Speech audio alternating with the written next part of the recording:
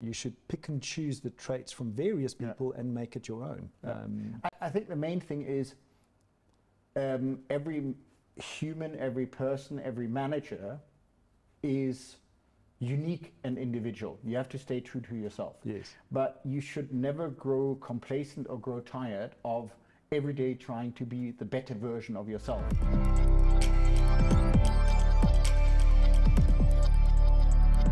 Welcome to the AutoBiography, a video series that shines the spotlight on inspiring leaders and captures the fascinating stories of leaders from their personal journey to key leadership lessons and secrets to their success. Today, I'm privileged to have Mark Raine here with me, the CEO of Mercedes-Benz South Africa.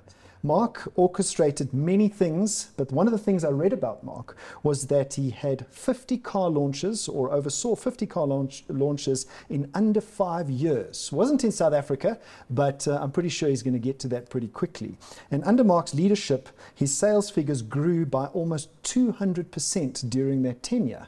So welcome, Mark. I'm really privileged to have you here. You're an absolute legend, and I think first things first. Mark has not been in any kind of fight. You fell off your bike, I believe. Yeah, first of all, thank you for having me here. Yeah, I rode the 94.7, the Ride Joburg, on the weekend, and as I'm probably in every aspect of life driven and want to exceed, go beyond, also there, I couldn't stop myself in trying to race too hard and not be a, let's say, automotive manager, but trying to be a professional cyclist, and that ended up in me actually taking a corner too quickly and ending up on the front yard of a Shell petrol station rather than staying on the bike. But I got myself patched up and actually finished the race, which was very enjoyable. Gee whiz, you fell off your bike and finished the race and did sub 3 hours. Yes, I managed to scrape in under 3. I mean, I was telling you in the lead up to coming to sit down that I cycled for about 10 years and I could get to sub 3:30. But I don't think my body's made for cycling, so I want to use that as an excuse. But sub 3 hours is incredible, especially if you fell off the bike. Didn't break anything. I was lucky. I just I got a few stitches on my knee, got a bit of a few bruises on my shoulder, but otherwise I'm okay. And it's interesting. So I was riding hard and I was pushing myself, and that's probably also a way I live life, or I also manage. And I fell off the bike, and the first thing I thought, shit, sorry, I'm not supposed to say that, but excuse my French. I thought, is the bike okay? Bike was okay. Then I looked, and there were 2 police guys and some medics around. I said, am I okay? They looked at me, they said, you're mostly okay. I said, okay, bandage me up, and I wanted to continue, because in that moment, the main concern was I wanted to get back to the finish again. Yes, yes. You wanted to finish the race. I mean, it was close to the end that you fell off. Yeah, it was just roughly 20 k's before the end, and I was just determined to continue to get going. Well done. I mean, that is something, that is a feat of real, I think, tenacity and getting to the finish. So where did your love of cycling and running come from? Because I see you post quite a lot of content related to sport and fitness and running and cycling particularly. I mean, it kind of, for me, it's the counterbalance to my daily life. So as most of my peers, I've got a very stressful job starting early in the morning. I've got a lot of late night evening events, and for me, if to a certain degree, to keep my sanity and to keep the balance in life, I need something where I can kind of get some of the energy out, but also gain energy again. And that's for me running and cycling. And I mean, I started that over 10, 15 years ago. And because I've lived in many different countries along the way, it's also for me an access point to local society, to building friendships, to getting to know the countries I live in, and also the surroundings. So if you're running and cycling, it's the perfect way to find out about your environment, where you're living, to see different areas, and I think it also strongly helps me in my daily job. So recently I was having a discussion with one of our dealers. It was actually at the beginning of my tenure, and he said, yeah, we've got a dealership in Lenasia. I said, yes, I know, because I cycle there nearly every weekend. And these are things which are just something which drives me and which I'm very thankful for. Well, I mean, I think hats off to you. The sport and the drive that you have, especially finishing after a fall at 85 kilometers. I'm still trying to process that myself. So moving on to kind of Mark as a person, where did you grow up? What country, province? I was born in Berlin. My dad's from the UK, my mum's from Germany. But at a very young age, my parents decided to expatriate to South Africa. And I grew up in Pretoria, so it's actually a very nice story. It's probably 3 km away from the Mercedes-Benz South Africa head office. So being able to come back to South Africa as the head of Mercedes-Benz South Africa is a journey back in time for me, and it's a very nice one because I can explore the country of my childhood where I've left 20 years ago, and it's interesting to explore the place where you grew up in a different part of your life. So tell me about Mark as a teenager. So, you born in Berlin, and came to South Africa, went back to Germany. I basically spent my formative years until I was 18, 19 in South Africa. I did my matric in Pretoria. I did my German A levels in Pretoria. Basically already at that stage I was full on into sports, and I think for me the interesting part of coming back to South Africa is that I actually realized I'm a lot more South African than I admitted to be, because I would say I'm German, I've got also a British passport, and there's a certain English way about me, but when I studied in Germany, I went back to Germany when I was 19. I realized there's something else about me, and only when I came back to South Africa I noticed it's actually a lot of South Africanness in me. And I lived in South Africa until the early 2000s, where I was very lucky. I got a scholarship from Mercedes-Benz back then to join Mercedes-Benz in Germany and study at a private business university in Stuttgart.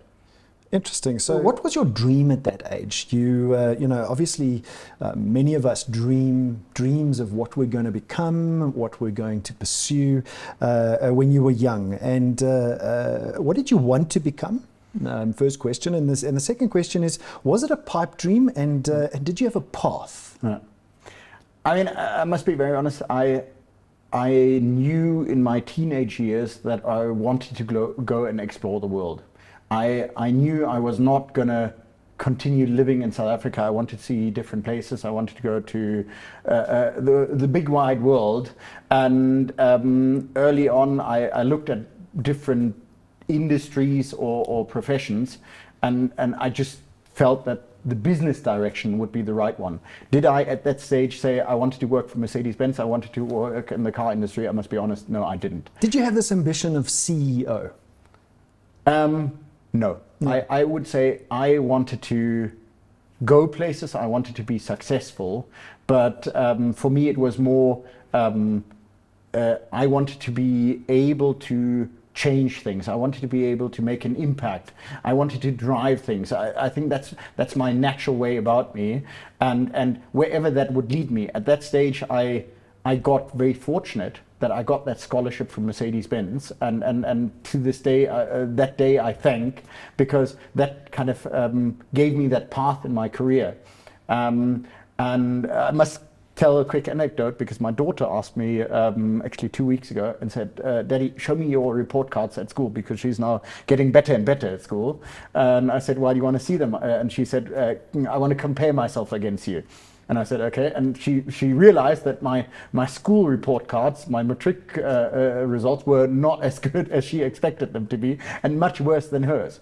And that's probably one thing which I've realized for myself. I was average at school. I wasn't that good. I got better at university, and I think I excel at the job I found, because by luck or chance or by fate, I slipped into the direction where I'm just where I'm right. I found my true purpose or my true calling. Because I've discovered my love for the brand Mercedes-Benz. I think we are, in all humbleness, but the most fascinating car brand in the industry. We're the inventor of the automobile. We are probably the leader in the luxury market. Yes, there are other luxury brands, but the Mercedes-Benz star has that big impact and that big recognition factor.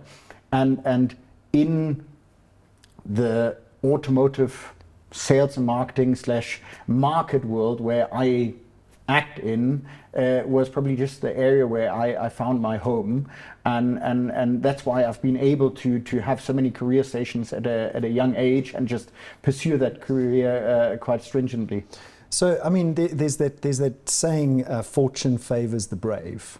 And I think Gary Player said, the harder I practice, the luckier I get. And I suppose that analogy of discovery of your career is one that, you know, youngsters should resonate with, because you don't really have this path where, unless you want to be a doctor or so one of the professions, a scientist, you know, then there's a clear path. But in the world of business, you often discover what you're good at, and that's really what you're saying, is you discovered your path along the way.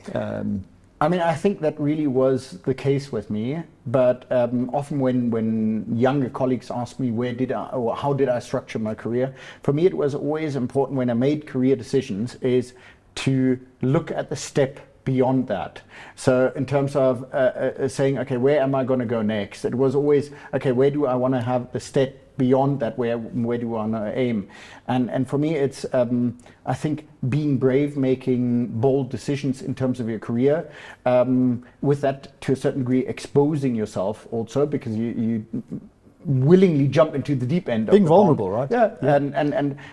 But then through that also basically forcing your luck in a way, but also showing to your environment that you're willing to take a risk, but you're also willing to manage yourself hard and go to the next level. And probably that the best way to describe it is to take yourself out of the comfort zone, and never grow complacent, always push on. And for me, it's maybe that's why I'm also so much into the sports I do, because it's the same kind of mindset which you require for both kind of sides of the fence. And I've just been very fortunate that I've been able to do so. I've had maybe the confidence and the guts to go that way.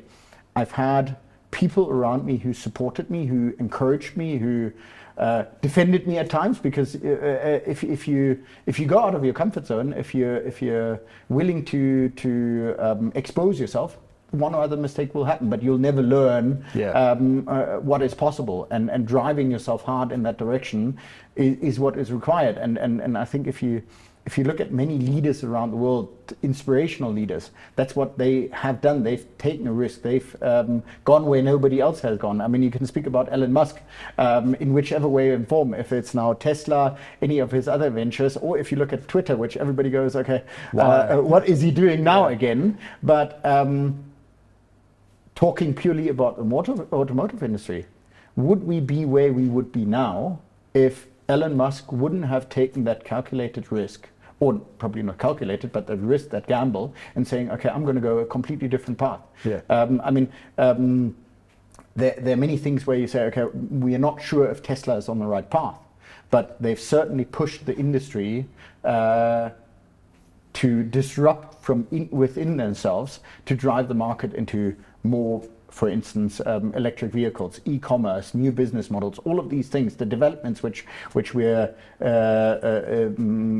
basically seeing in the industry now, to a larger degree, are coming because he provoked it. And that's a... Well, I like that word provoked, because that's exactly what I think's happened, is provoked it. So we're going to get to a big piece on electric vehicles in a second, and I like your segue there into Mercedes-Benz, first electric car, you know, back in the late 1800s. But before we get there, fast forward now into 20s, 30s, 40s, and you're a bit older and mature.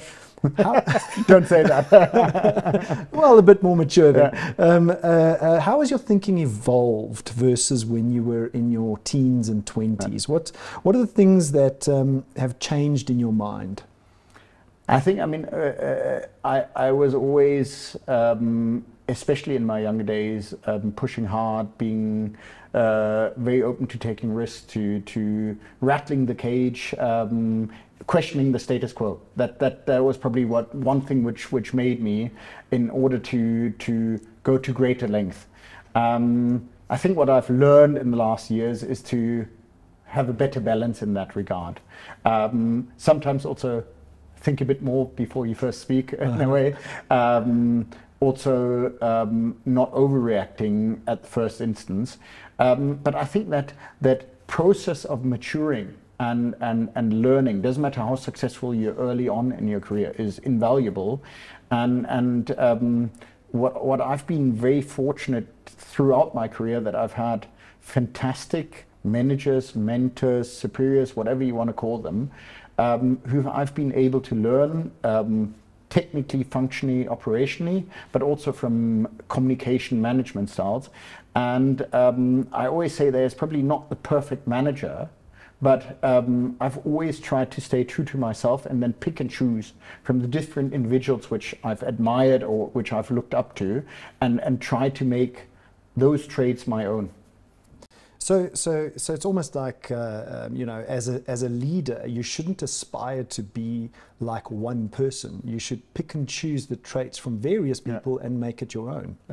I think the main thing is every human, every person, every manager is unique and individual. You have to stay true to yourself. Yes. But you should never grow complacent or grow tired of every day trying to be the better version of yourself, and then looking left, right and center at other people and their good qualities, and then trying just to gradually learn them or adapt yourself in order to become that better version of yourself. I think Elon Musk calls it the feedback loop.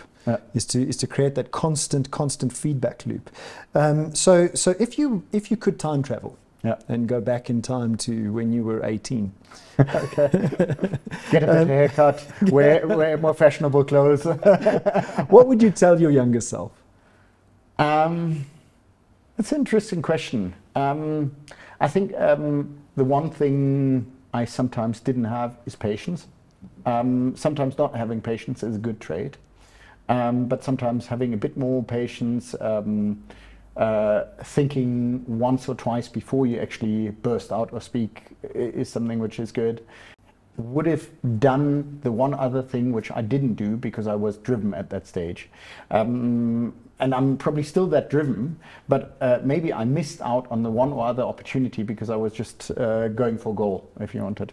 Going for goal. I mean, I think those still exist really, because you know, not many people can do the 94.7 in sub 3 hours and then fall off and still. So I think that speaks to volumes to exactly what you're saying. But I think sometimes it's, I mean, I'm just thinking about the question you asked. Sometimes experiencing failure, experiencing mistakes is also helpful going forward. Yeah. So many of the things I did wrong helped me to become the better version of myself now, and with that is probably a process of maturing, and I think there's not the right or wrong way. It's you've got a true North Star, and there are many ways to roam, but the wrong corners you take sometimes. I mean, there are obviously some things which have detrimental damage to you as a person. You can have the catastrophic failure, right? But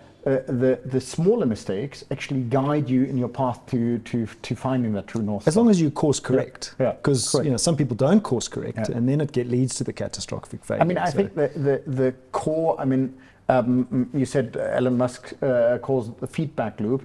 I would say the reflection is the important thing. Now, getting that feedback is important, but reflecting about yourself, who you are, where you want to be, and which, I mean, especially if you get high up the ranks, you get feedback left, right, and center, and some feedback is meant very sincerely, some isn't. Yeah. And then you need to be selective. What you make your own, and what you want to then actively change, and then change it, and what are things where you say, well, this is just who I am in a way. I really like that, like making the selection, choosing. So maybe maturity gets you to choose what you want to take on board and what you don't want to take on board. And maybe when you're younger, we take on everything because we just don't know any better. So do you have mentors? Have you had mentors in your career? I think I've had a few instrumental mentors. I mean, I must be honest, in Mercedes-Benz, I've had one mentor along the way from the start of my career, which is still my boss now, and it's I'm not going to say it's coincidental, but our paths crossed when I was 22, 23. And we just discovered that maybe he values me as an individual, I value him as a leader, as a manager, as an individual, as a person who gives me guidance, but who's also fostered my career to where I'm now. But for me, it's that's certainly one person. I must be honest, and it sounds probably not finding the right word, but my father has also given me a lot of guidance, and I think that strong family base is something which I've always cherished and has been very, very important to me. And it's not only my father, but also my mother, but my father more out of the business sense.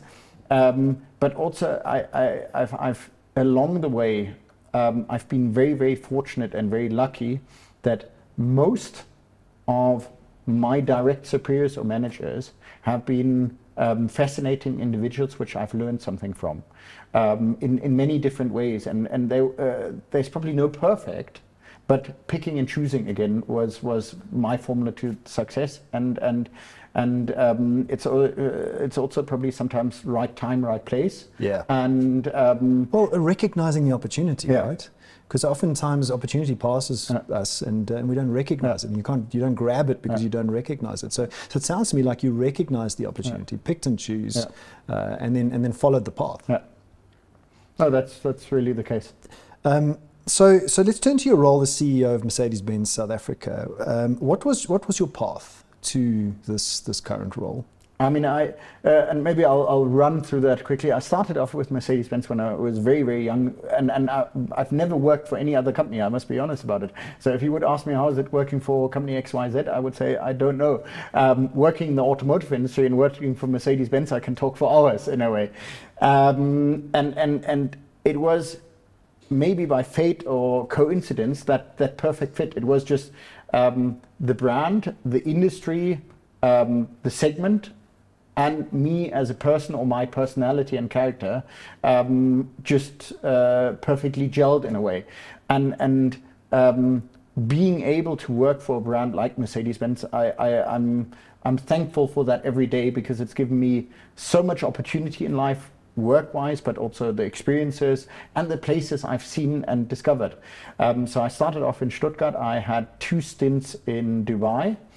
Went back to Stuttgart to work as an executive assistant for one of the senior management board members in the Mercedes-Benz organization, which I learned a lot. It was not my favorite job, I must be honest, but it was also there that I took that leap of faith. I said, okay, this is an investment into my future, although it was not the favorite day-to-day work which I did, but that gave me the springboard then to become VP for sales and marketing in Malaysia and Southeast Asia. We have a regional hub in Kuala Lumpur, which probably was my most fulfilling job up to now, my favorite most fulfilling job up to now.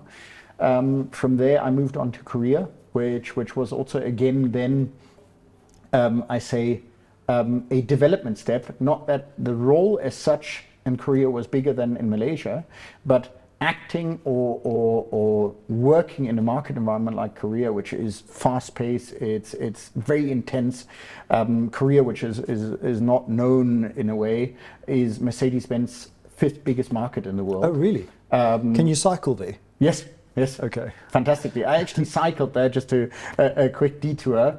I cycled from Seoul to Busan with a work colleague, which was an amazing journey on a bicycle through South Korea.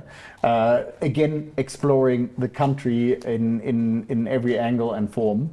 But working in the Korean environment was very challenging, because the market environment is a very different one than many other markets.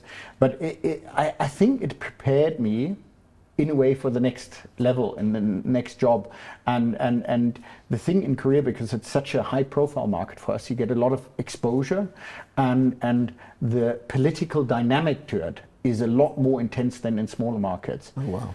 And then after 1.5 years, I got the call and was asked if I would be prepared to come back to South Africa, or to throw in my hat into the ring for the position here in South Africa, which I didn't have to think about. Hesitate. I didn't hesitate, not 1 second. I said, of course I would. I mean, it's the country I've grown up in. Yeah. And basically I was 2 years in Korea and came to South Africa nearly 1.5 years ago. And I must say, coming back to South Africa has really been a blessing for me, because being able to run the brand which I love and I've worked my whole career for, in a country where I grew up where I've got a lot of family relations still, a lot of friends of my parents are still here, and being able to guide Mercedes-Benz on the path of success in the country where I've got a big heart for and a big passion for is something which makes me smile every morning, and that in many different facets. So picking up on moving from Korea to South Africa, you know, 20 years ago when I took this role as CEO, someone who's a dear colleague and friend of mine still, she said to me, "You're about to take the loneliest job in the world. Are you sure you want it?" Does that resonate with you? And looking back, do you see a role like this sometimes as lonely, given the demands both from your shareholder as well as the people in the business? I think maybe 20 years ago that was true, but I think it also has a lot to do with the individual and the leader you aspire to be. And on top of that, corporate culture, but all of that you can have an impact on. So for me, I must say, knowing that I was going to come into this role into South Africa, I made a deal with myself of how I want to be in that role. And obviously, if you move up, at least in our organization, from a vice president sales and marketing role, I take that, to a CEO role in an organization, you need to adapt, you need to change, you need to look at your communication style, at your management style, at your behavior patterns. Because if you're the second in command, you can always say the one up there, he takes the overall responsibility. So you can do things differently. You can also position yourself in the company differently. But coming into the role I have now, for me, it was very, very important that we as an organization, but I think many companies want to have flatter hierarchies. They want to have more modern management styles. We want to communicate differently. And because I'm, in comparison to a lot of my peer group, fairly young, I can live and breathe that, because I'm probably one of the new generation. I'm one of the new generation CEOs, and I want to live up to that. And so for me, a certain organizational structure and a certain hierarchy is very important, because that governs us as an organization.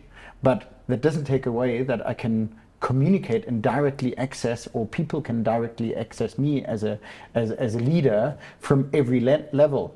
And I think those touch points with the specialists who's just joined the company, to the first level managers, the directors, and living that differently makes you not that lonely. And I think it's also the openness which you project into the organization, which then reflects back on you, and giving people the opportunity and access to yourself, from little coffee chats, or just I think also new office environments. Now, we were talking about it, and your office is probably a reflection of ours, which is a new style of office. We don't have closed offices anymore. So approaching people, being approachable, communicating is so much easier, not to be lonely in that sense. Yeah. But you need to go the extra mile to actually do that, and you need to have I think it costs energy and it's effort, but it pays off so much more. I find that it's paid off in bucket loads. I took her comments seriously, and I promised myself it would never be lonely, and it hasn't been. But I think the exact points that you just said. I think it's a general mindset. Yeah. And I can give you an anecdote or an example. When I go visit our dealerships, I make sure that I go to every department, to every area, and I say hello in person to the service advisor, the sales manager, or the person who works in our parts department. Because having that personal interaction is what is important for me. That makes my job fun. The people element, I mean, that was one of, because you were asking about mentors, one of my early managers said to me, car business is people business, and I've kept that until today, because I think we can have the best dealerships, we can have the best processes, we can have the best products, we can have the best brands. If we don't, and we on top of it, we probably can have the best strategy. If we don't have the people to execute it, we're worth nothing. And that from every level, from the last technician to the highest CEO of any dealer group, and realizing that and paying tribute to that, and also showing that appreciation to each individual is something which is dearly important to me. Fascinating. I can only imagine and resonate with why Mercedes-Benz is as successful as it is. But no interview is going to be complete, Mark, without talking about sustainability and the future of electric vehicles in the country. So my first, kind of quirky question is: Mercedes-Benz introduced 4 EQ models. Yes. In the last year. Very proud of that. Very, very, very, very beautiful cars. The EQA, the EQB, the EQC. And then what I can't understand is they've skipped a couple of letters, and we've got the EQS. Yeah. So is the EFGHI coming, or is there a reason that the letters have been skipped? Before I answer and tap into that question, I need to comment on one of the things which you said at the beginning. You said I was instrumental in launching 50 cars in under 5 years. That was during my tenure in Malaysia, and I was very proud of that, because when I came to Malaysia, our product portfolio was actually very slim, and I thought we've got so much more opportunity in Malaysia or Southeast Asia if we would just expand our offering and show the fascinating products which we have as a brand. And I always believe being a luxury brand is the brand element, it's the product substance it's quality, and it's the customer service or everything which has to do with a customer. So going on a product offensive has always been top of mind for me in any market I've been acting in, and that's also something which I wanted to do in South Africa.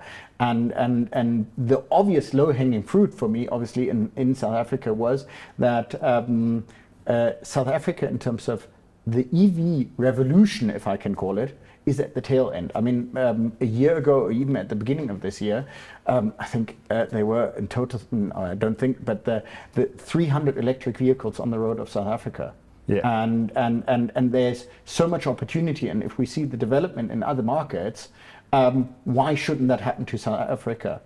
And on top of that, if you look at the direction we as a company are going, but also many other brands, we've already announced that post 2030, we will only be producing electric vehicles. So if we like it or not for South Africa, we need to wrap our heads around, if we want to sell modern day cars going forward, we need to transform the market into an EV or e-mobility space. And for me, that is not a threat for South Africa, but a huge opportunity. Why do I say that? Because if you look at the South African context, and we all know the reasons, power supply and electricity has been a challenge. But society and the people living in South Africa, to a large degree, have already adapted in that regard. So especially in the Mercedes-Benz segment, which is obviously a privileged segment, many people have gone off the grid. I always say 50% have gone off the grid, or the other 50% are going off the grid or thinking about it. The transition to electric mobility is so much easier, because I mean, in Europe or even in Korea or China, people haven't thought about where electricity actually comes from. Yeah. Seriously. And only since the Ukraine war, people in Europe have considered, okay, where does electricity come from? Where does energy come from? Should we be thinking about alternative sources? That transition already has happened in South Africa. And bearing that in mind, the EV revolution in South Africa makes so much more sense. And I think also consumers in South Africa are so much more agile and willing to adapt because of circumstances they are faced with. Resilient. Yeah, resilient. Yeah, that I think that the transition to EV will become, at least in the topper end of the market, will be much quicker than in Europe, for instance. Basically taking that mindset of going onto a product offensive, the low-hanging fruits in terms of the EV market, and that we actually haven't launched electric vehicles, was just for me a no-brainer that we need to own that topic. We need to own that topic in terms of launching all of these models at the first stage, but also to being the thought leader in that space. That was very important for me, because I think South Africa, being at the tail end of that development, can benefit from that situation. It's not something which is bad. It's something which we can learn from other markets. We can look at the mistakes they made and do it better. But doing it better, we need to actually analyze and see how should we set the e-mobility ecosystem up in South Africa. And for me, those are, in my view, 3 core topics. It's price parity. We need to give electric vehicles a fair chance in the market. Secondly, it's charging infrastructure, because we're obviously only starting that. And thirdly is a holistic ecosystem. Like, for instance, we need to train our first responders, because handling a accident situation of an electric vehicle in comparison to an internal combustion engine is a totally different requirement. Yeah. But because we're only starting that, we've got the chance to do it right and to learn from others. Now, tapping into your question,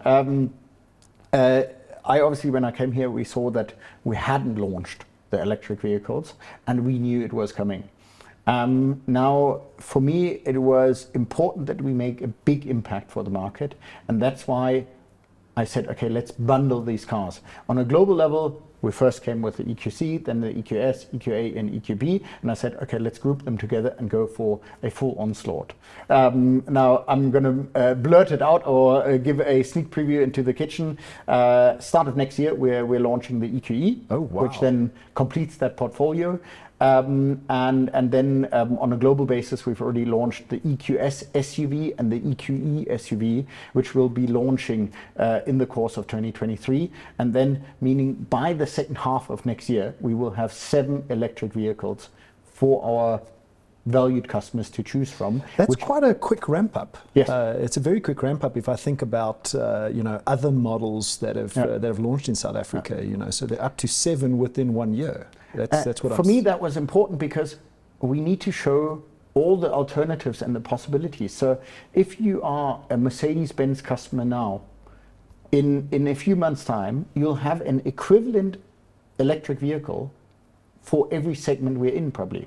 So from an EQA to EQS and the SUV derivatives, we'll have everything in place. So if you are in the market, for instance, for a GLE, we'll have an EQE SUV. If you're in the market for a GLA, we've got an EQA. If you're looking at the S-Class segment, we've got the top range, the best electric vehicle on the market, the EQS.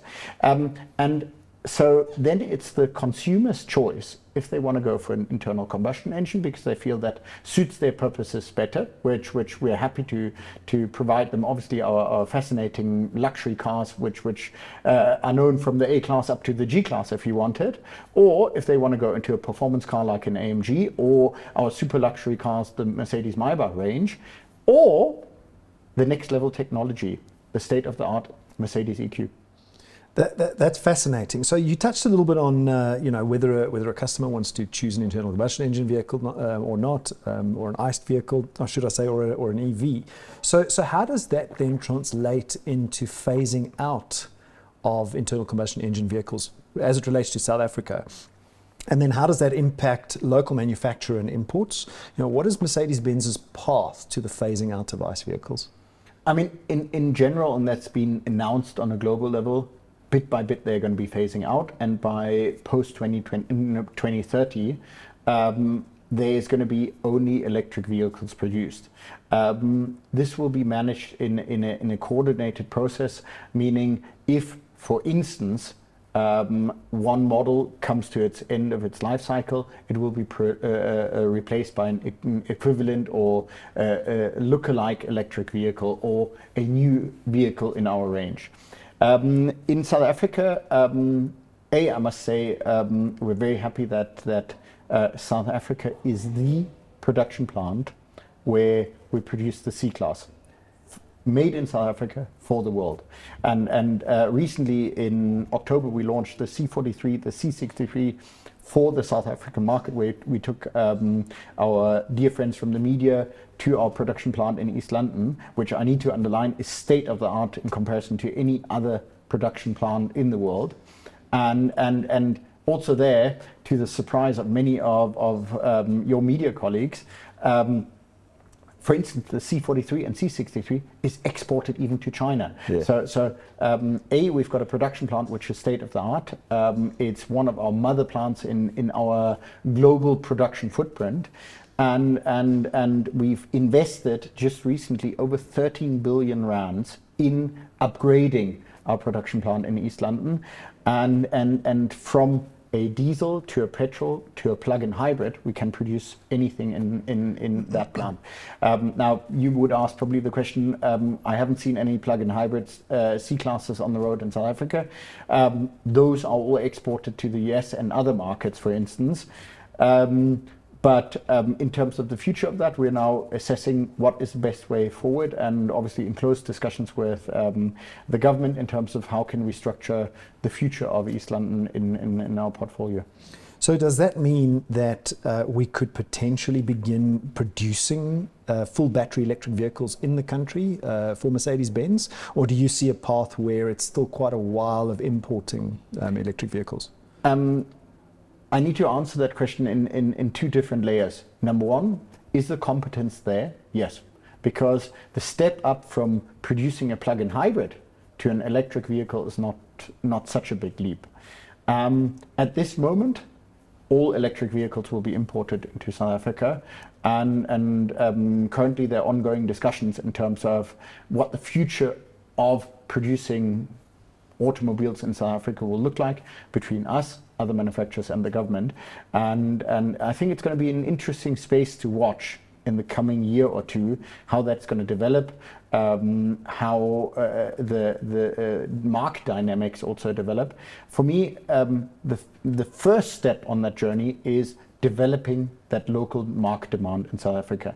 And for that, I think the three key items are really price parity, infrastructure for charging, and thirdly, that holistic ecosystem. And with that, we can really accelerate EV sales and hopefully Mercedes EQ sales in South Africa.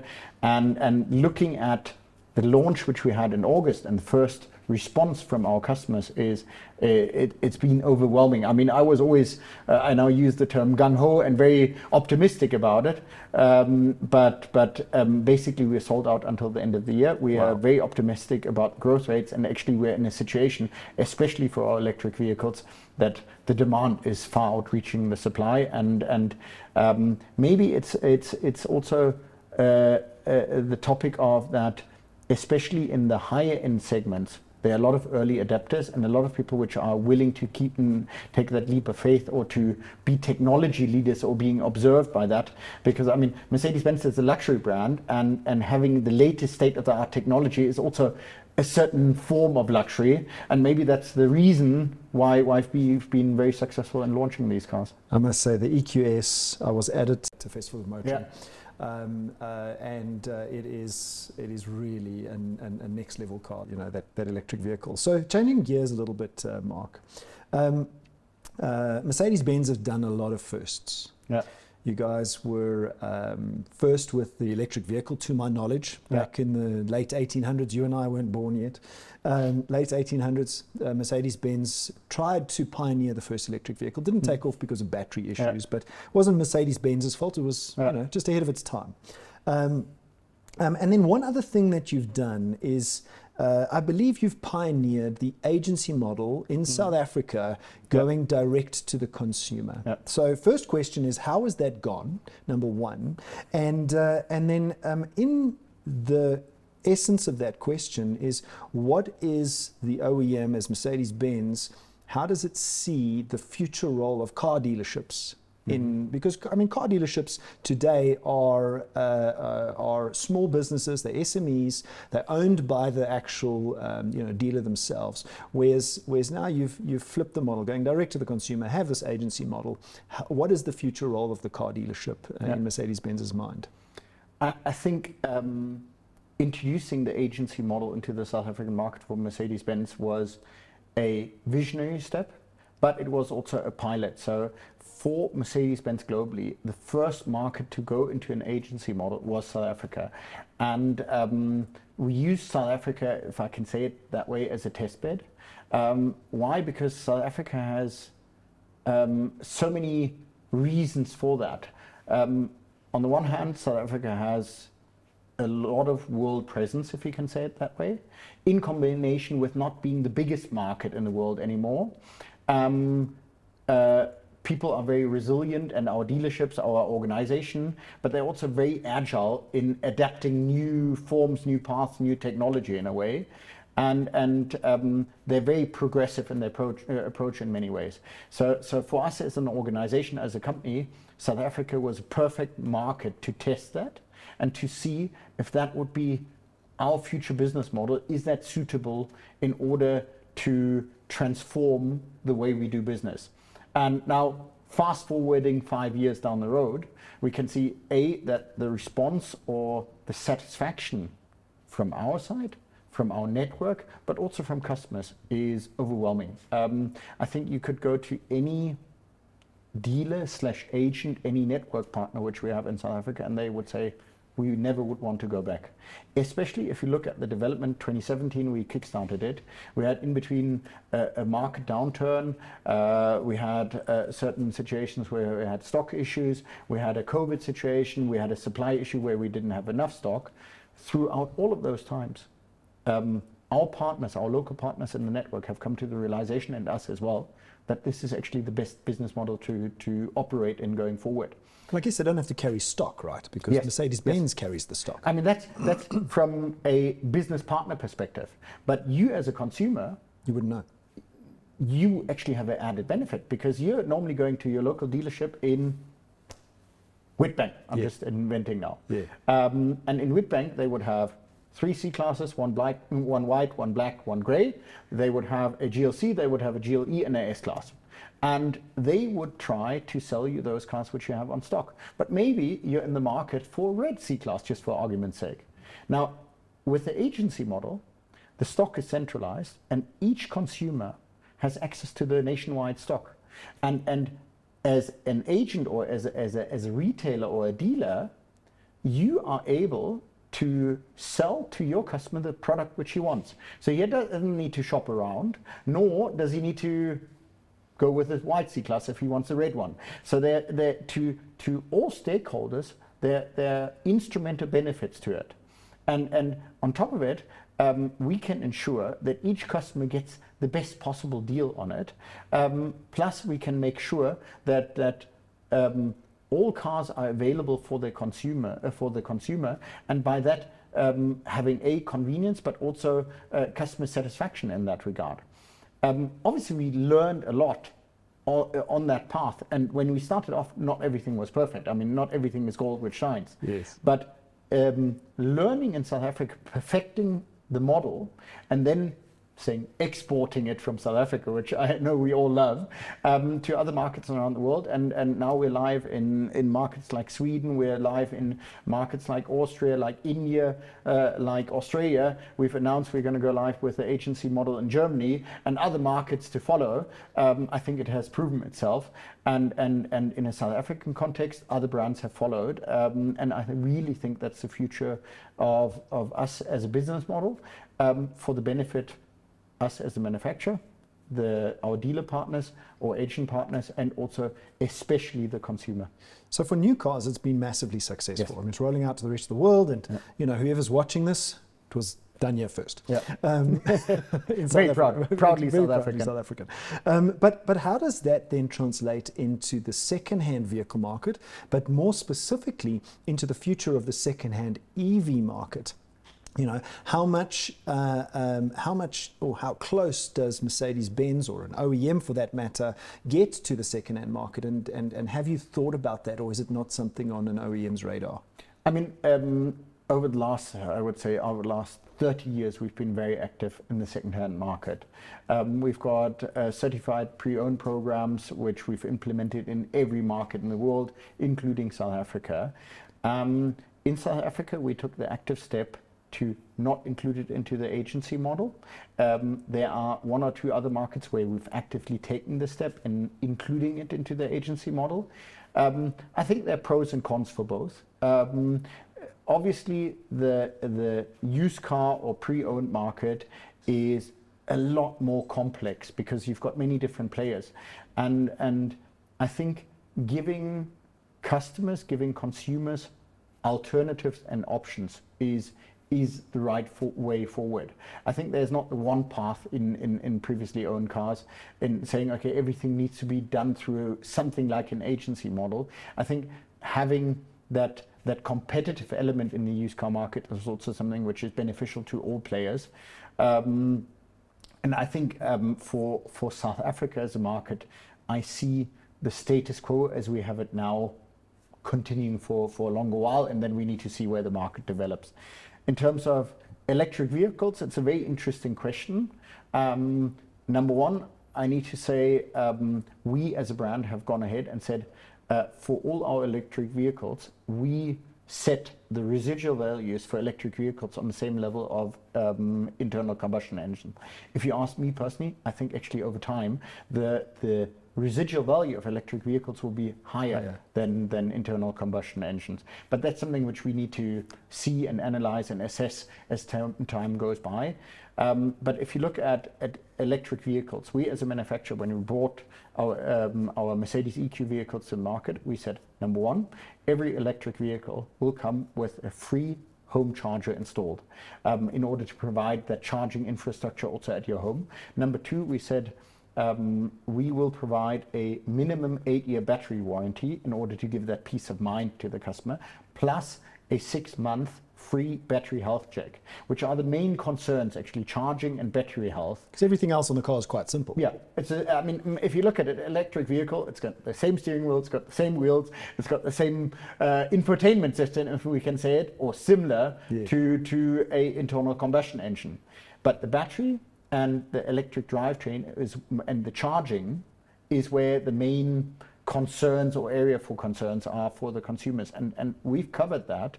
And with that, we believe that selling electric vehicles to a second-hand market will be just as smooth as with internal combustion engines. Actually, I think the demand will be much, much higher because the market will be going in that direction. And then the first electric vehicles which will be coming into a used car space will be highly sought after. That's fascinating, and I suppose the second-hand market is quite an interesting and dynamic world, especially in South Africa, because used cars are not commodities. They're very unique in their own right, and I suppose a difficult path to follow. But moving away from electric vehicles a little bit, what is the typical life in the day of Mark Raine? Oh, well, I get up and I heard this morning on the radio, what do you do first? And I'm one of these guys who actually, first thing is I check my phone. I have that anxiety and to see, did I get any messages? Are there any emails? Is there any crisis? I need to read what has happened on the other side of the world. I wouldn't be able to stop myself. Most of the mornings I get up and I do sports. I go running, I go cycling. I make an effort to get up that hour earlier because, as I said in the beginning, it gives me my sanity. It also gives me energy. So people often ask me, you've got such a stressful job, and then you do sports. Aren't you drained by that? No, it gives me energy. I normally get home and then have a coffee with my partner, which is kind of the half an hour in the morning where it's just our we time, not our me time, but our we time, if you want it that way, which is an important element of starting to the day. I would normally be in the office around about 8:30ish. When I was younger, I started earlier, but I kind of set myself that target or that rhythm that I take a bit of time every morning for myself, if it's sport or just private time, before I start work, because I know my day is going to be long. Yeah. And that's probably also an important thing which I've learned throughout my career, to prioritize, and to also prioritize yourself in that regard. And then I've obviously got a packed day in the office. I normally manage my schedule back to back, which I think that's just essential, because if we're not at top speed, if we're not always one step ahead, if we're not on top of our game, there's going to be somebody who's going to be doing that. And I'm not going to say it's a war or it's a fight, but we're in competition, and that competition is healthy. And I love competition. It's, if I go running or cycling, that's the thing which drives me, but that drives me also in my workday, in everything, being always one step ahead, being faster, being better. What I though try to do is, throughout my workday, I also have that pockets and that moments where I can engage with people. That's important, that personal engagement. I'm entirely useless working from home. I want that personal contact. And having those moments where you can have a coffee with somebody, and that, in my view, has so much value for myself, but also for the people I engage with, or driving topics also.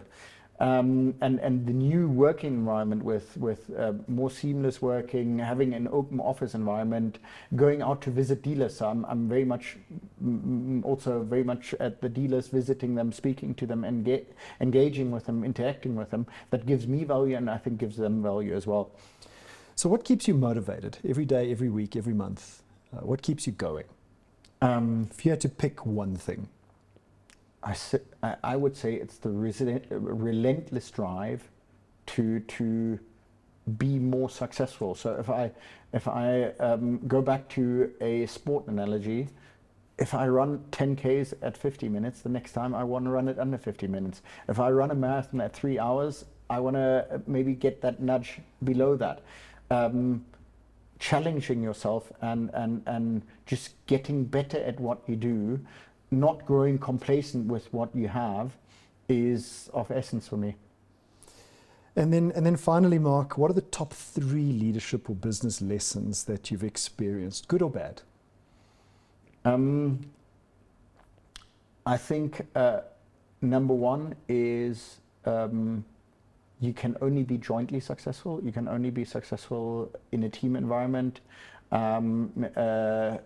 As I said earlier, you can have the best strategy, but if you don't have the people, it doesn't matter if it's your own organization, if it's your business partners, any stakeholder, you can only be successful if they're engaged and if they're driving the topic, and it's getting the best out of them. I think secondly, it's you never can over communicate. Communication, alignment, getting people on board.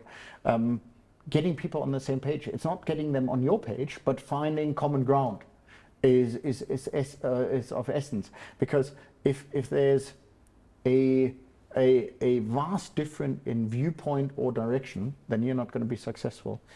And thirdly is always driving yourself, setting your bar one higher, never growing complacent, and that energy needs to be installed into the organization. Well, that's been fascinating, Mark. So finally, thank you so much, Thank you for Mark Raine, for being my guest on the Autobiography. A lot of what you've said has resonated, not only with me, but AutoTrader as a business. And I can see now why you are so successful in your personal right, and why Mercedes-Benz is as successful as it is in those countries you've been to, as well as in South Africa. So I wish you all of the success, and thank you very much. Thank you very much. I think to close this off from my side, I need to do a deal with you. Number one, we need to go on a drive with the EQS together, because you said it's a fascinating car. I believe you haven't been behind the wheel. I have and not. The best way to get to know it is obviously behind the wheel. And I need to get you back on the bicycle once I'm fit again. I think that's a challenge I might just take up. Thanks, Mark. Appreciate it. Thank you very much.